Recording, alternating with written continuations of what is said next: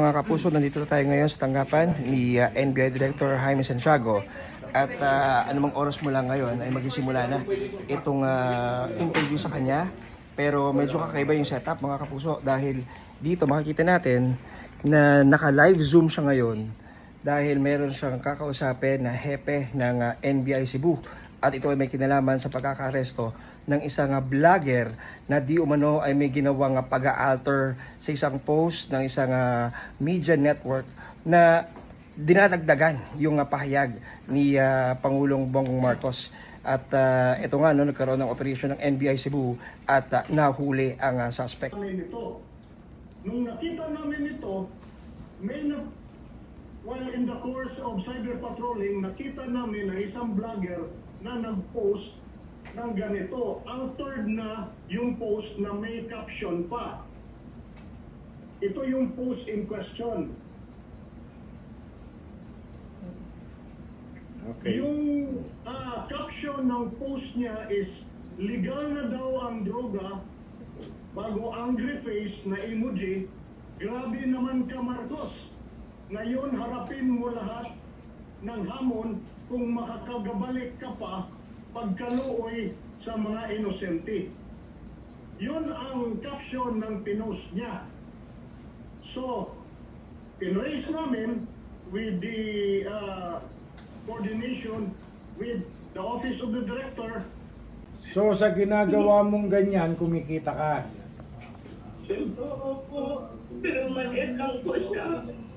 One centavos dollar lang po. Isang walang dollar. So depende sa dami ng viewer mo, ang natatanggap mo na bayad. Ganun ba? Opo, pero tingnan ko yun. Wala siyang dollar po kahit isang centavos. Alam ko lang, dinilit ko na lang po.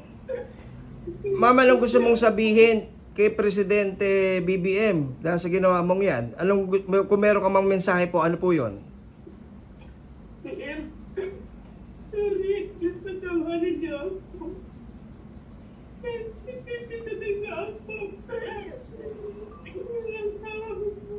Wala na trabaho siya nagpupunta kami. Sa mga kababayan natin na naniwala sa iyo, anong masasabi mo sa kanila? Wala ba ito ang sabi ko namin? Doon ako gaganyan. Gumawa lang tayo ng mga original content. Para hindi tayo pa tatabasin ko. Tawag ko na tayo. Unti-unti na kami, kumukuha kami, nakikipag-cooperate sa amin ang Facebook, nakikipag-cooperate ang TikTok. Eto na po. Kaya warning sa kanila, hindi namin sila tatantanan. At sir, mensahe din po sa ating mga kababayan dahil sa mga sandaling ito, tuloy-tuloy pa rin po yung pagkalat po ng fake news. Ano po inyong paalala sa ating mga kababayan na mahilig po talagang kumuha ng impormasyon sa social media? Ayun nga, yung mga kababayan natin, suriin ninyo kung yung bang sinasabi dun sa social media ay tama o mali. No? Yun naman mga gumagawa, yung iba'y katuwaan lamang, ay hindi katuwaan ito. May kaakibat na krimen ito na makakasuhan kayo. At pagka nakasuhan kayo, katulad nitong si Wendelin ngayon, umiiyak. No? Hindi niya daw uulitin. So, mga kababayan, yun nga sinasabi, think before you click.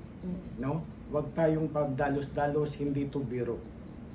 Article 154 ng Revised Penal Code, yun ay illegal use of publication in relation to cybercrime law, Republic Act 10175. Ang penalty niyan ay 6 months and 1 day to 6 years plus a fine of not more than 200,000 pesos. No, maliit lang, actually, maliit lang. Pero may pagbabago pa at probationable yan. No? Probationable. Pwede siyang mag-probation, but then, ayun nga, tulad ng tanong ko sa kanya, magbagong buhay na siya.